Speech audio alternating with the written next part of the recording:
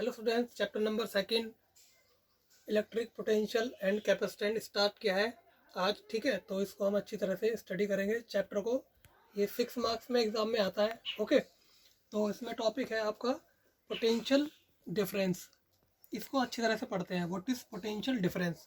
ठीक है, ये कॉन्सेप्ट अगर आपको अच्छी तरह समझ में आ जाएगा तो इस चैप्टर के सारे टॉपिक इसी से लिंक्ड हैं। ठीक है, तो इसको अच्छी तरह से समझना है पहले। अब एक्चुअल में पोटेंशियल डिफरेंस होता क्या है, 10th क्लास में भी सभी ने पढ़ा होगा पोटेंशियल डिफरेंस के बारे में, लेकिन इसका जो कॉन्सेप्ट है वो एग्जैक्ट क्या है इसको हम स्टडी करेंगे।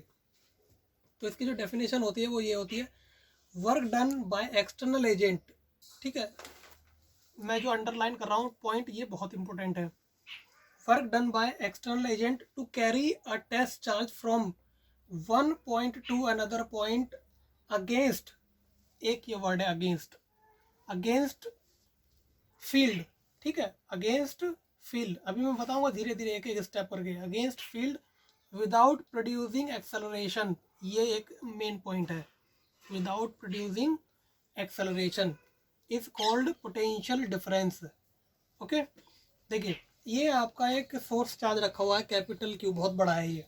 ठीक है, पॉजिटिव चार्ज है, और यहाँ पर इसका फील्ड डेवलप होगा, इलेक्ट्रिक फील्ड, सोर्स चार्ज का चारों तरफ। ठीक है, इलेक्ट्रिक फील्ड प्रेजेंट होगा। चलिए, इसके फील्ड में दो पॉइंट लिए मैंने, एक ए पॉइंट लिया और एक बी पॉइंट। ठीक है, अब मैंने क्या किया, एक टेस्ट चार्ज लिया। टेस्ट चार्ज क्या होता है, जिसकी वैल्यू बहुत कम होती है, जिसका इलेक्ट्रिक फील्ड जीरो होता है लगभग, ये मान के चलो आप, बहुत कम वैल्यू का चार्ज होता है टेस्ट चार्ज। इसको हम यूनिट भी कह सकते हैं, यूनिट चार्ज जो होता है वो टेस्ट चार्ज होता है, और हमेशा ये पॉजिटिव ही रहेगा। अब मैंने इस टेस्ट चार्ज को बी पॉइंट से ए पॉइंट पर लेकर आना है, तो ये इसको रिपेल करेगा, क्यू नोट पर इलेक्ट्रोस्टैटिक फोर्स इस डायरेक्शन में लगाएगा। ठीक है ना, रिपेल करने की कोशिश करेगा इधर की तरफ। अब मुझे क्या करना है, इसको बी से ए तक लेकर आना है, तो मुझे वर्क करना पड़ेगा। करना पड़ेगा, नहीं करना पड़ेगा, बिल्कुल करना पड़ेगा। तो मैं क्या करूँगा, इस पर क्यू नोट पर एक्सटर्नल फोर्स लगाऊंगा। ठीक है ना, जितना एफ ई फोर्स लग रहा है क्यू नोट पर, उतना ही मैं इस पर एक्सटर्नल फोर्स लगाऊंगा। तो इसको बोलते हैं हम फोर्स बाय एक्सटर्नल एजेंट। ठीक है, जब हम फोर्स लगाते हैं क्यू नोट पर इसके अगेंस्ट, इसको हम बोलते हैं एक्सटर्नल एजेंट। क्या बोलते हैं, फोर्स बाय एक्सटर्नल एजेंट। तो मैंने इस पर एफ एक्सटर्नल फोर्स लगाया, एफ ई के इक्वल, और ये बी से ए तक लेकर आ रहा हूँ, तो मैं बी से ए तक डिस्टेंस ट्रेवल करूँगा। ठीक है, और फोर्स भी लगा रहा हूँ। तो क्या कर रहा हूँ, मैं क्यू नोट को बी से ए तक लाने में वर्क कर रहा हूँ। तो यही वर्क जो होता है इस चार्ज की वजह से ए और बी पर पोटेंशियल डिफरेंस को डेवलप करता है। ठीक है, इसी को हम पोटेंशियल डिफरेंस बोलते हैं, बी से क्यू नोट को ए तक लाने में। ठीक है, तो दोबारा पढ़ते हैं definition. Work done by external agent. ठीक है, work done by external agent, ये इसके द्वारा work done by external agent to carry a test charge from a point B to A against the field, against the field, against the field without producing acceleration. इसका मतलब क्या है, test charge accelerate नहीं होना चाहिए। ठीक है, यानी इसकी जो वेलोसिटी है वो कांस्टेंट होनी चाहिए, वो धीरे धीरे आ रहा है, बिल्कुल कांस्टेंट वेलोसिटी से लेकर आना है हमें यहाँ तक। ठीक है, यानी काइनेटिक एनर्जी क्या होनी चाहिए, इसकी कांस्टेंट होनी चाहिए। जब वेलोसिटी कांस्टेंट होगी तो एक्सेलरेशन नहीं आएगा। ठीक है, क्योंकि हमें फोर्स जो लगाना है वो इस तरीके से लगाना है कि वेलोसिटी क्या रहे इसकी, टेस्ट चार्ज की, कांस्टेंट रहे। बात समझ में आ गई? तो अब दोबारा पढ़ो उसको, आप समझ में आ जाएगा।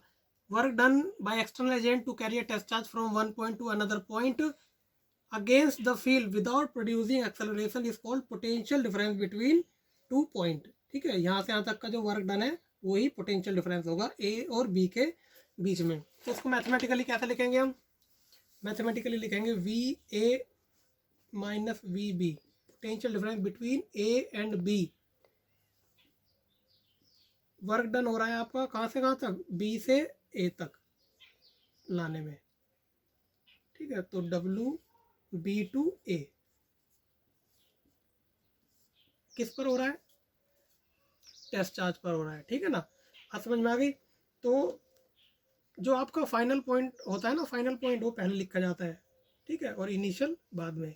और यहाँ पर क्या होता है, कहाँ से लेकर आ रहे हैं हम, बी से ए तक, तो फाइनली ए पर आ रहे हैं ना, तो ये पहले लिखा जाएगा, ये याद रखेंगे। ये मैथमेटिकली फॉर्मूला आ गया आपका पोटेंशियल डिफरेंस का।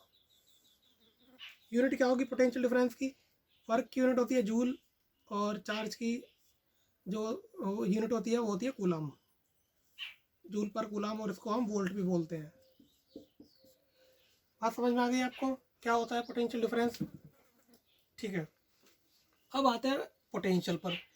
अब पोटेंशियल क्या है, मैंने क्या किया, ये जो बी पॉइंट है इसको इन्फिनिटी पर रख दिया, ठीक है ना, बी पॉइंट को कहाँ रख दिया, इन्फिनिटी पर रख दिया है। ये रहा आपका इन्फिनिटी पर टेस्ट चार्ज रखा हुआ है, उसको उठा के ए तक लेकर आना है। ठीक है, बात समझ में आ गई? किसके अगेंस्ट, इस एफ ई के अगेंस्ट लाना है। तो इन्फिनिटी से ए तक कैरी करने में जो वर्क डन होगा उसको हम बोलेंगे इस पॉइंट पर पोटेंशियल। डिफरेंस नहीं है यहाँ पर, इस पॉइंट पर पोटेंशियल बोलेंगे हम। ठीक है, बात समझ में आ गई? तो एक चीज़ और याद रखेंगे, एक चीज़ और याद रखनी है, इन्फिनिटी पर जो पोटेंशियल होता है वो एज्यूम किया जाता है ज़ीरो। ठीक है, ये एज्यूम किया जाता है फिजिक्स में। बात समझ में आ गई? तो हमें क्या करना है, इसी डेफिनेशन का यूज़ करना है और इस ए पॉइंट पर पोटेंशियल कैलकुलेट करना है। ठीक है, तो we A minus we infinity, infinity से ला रहे हैं ना टेस्ट चार्ज को ए तक, तो ये हो जाएगा work done to carry test charge infinity to A upon Q naught. बात समझ में आ गई? इन्फिनिटी पर पोटेंशियल कितना एज्यूम किया जाता है, ज़ीरो, तो ये हो जाएगा आपका V A is equal to, ये आपका हो जाएगा, यहाँ पर इसको ज़ीरो कर ले रहे हैं ना, तो ये ज़ीरो हो जाएगा, तो ये हो जाएगा आपका V A is equal to W infinity to A upon Q not.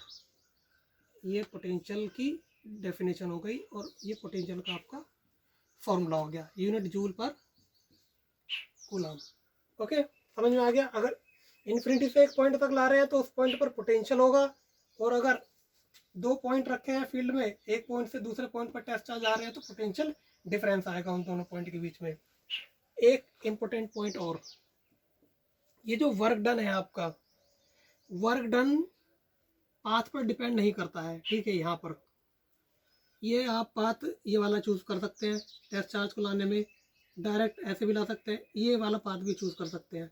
तीनों केस में अगर ये आपका W1 वर्क है, W2 वर्क है और ये W3, तीनों ही वर्क क्या होंगे, सेम होंगे। ये पाथ पर डिपेंड नहीं करता, इनिशियल और फाइनल पोजीशन पर वर्क करता है। किस पे वर्क करता है, इनिशियल और फाइनल पोजीशन पर वर्क करता है। तो इसको हम लिखेंगे work done does not depend